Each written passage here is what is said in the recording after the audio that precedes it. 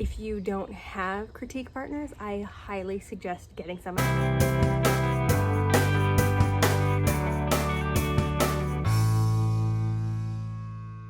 Good morning, everyone. Persephone Jane here, and you are watching Persephone Jane's channel. In the interest of professional transparency, which I did a whole little ranty post on a while back, I am striving to be as open and honest about my writing process as possible. So today we are doing an update on my current work in progress. For now, it is titled Stars Above, Sea Below. It started out a couple years ago as my NaNoWriMo, and it was a slightly twisted version of The Little Mermaid.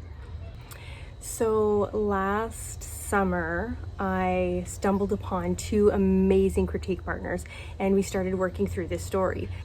If you don't have critique partners, I highly suggest getting some. I don't mean like a critique group where you submit every so often a random chapter of something to get feedback.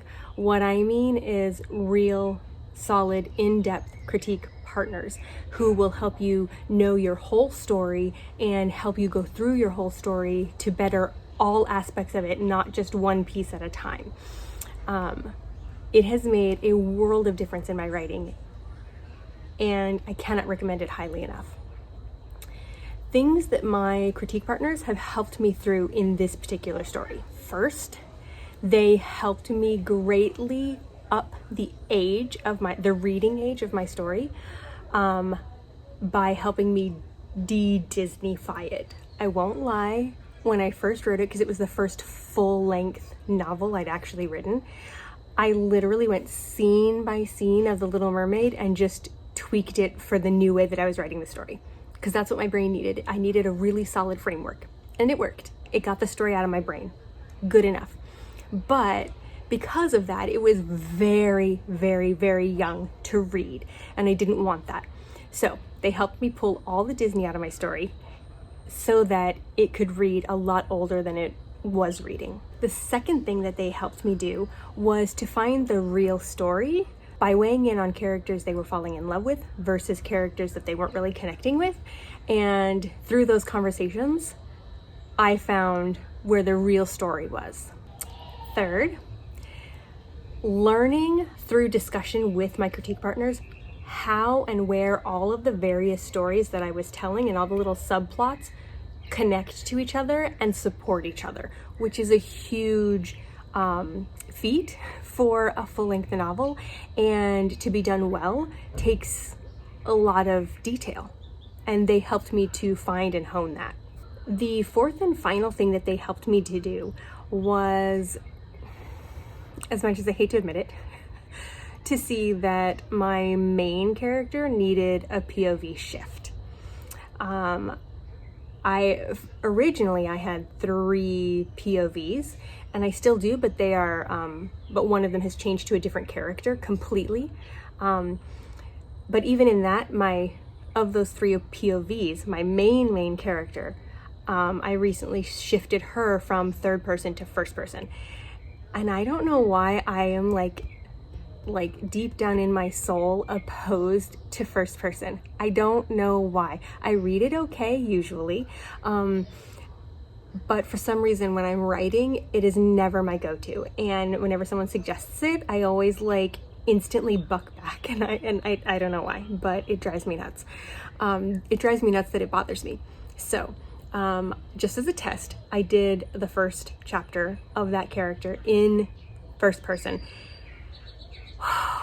It was incredible to see the shift in her character just by telling it directly from her point of view.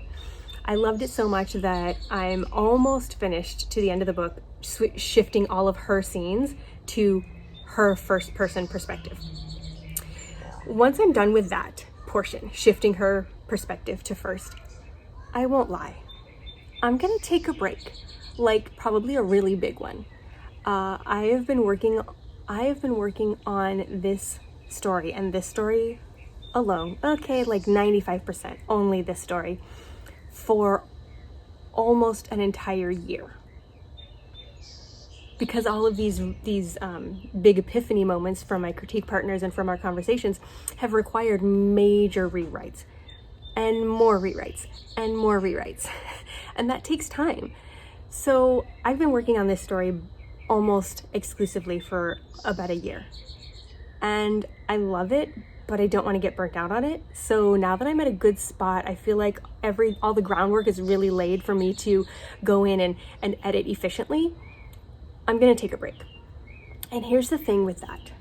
I will not, do not, and in no way, shape, or form will I become guilty about taking that break.